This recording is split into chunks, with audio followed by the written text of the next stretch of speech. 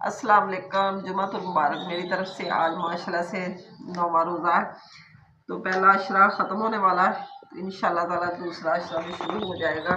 अल्लाह हिम्मत देते जा रहा है।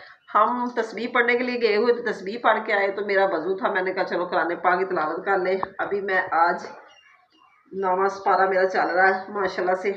चलो दो नहीं, एक कुरान पाक तो हमारा पूरा होगा ना इंशाल्लाह ताला।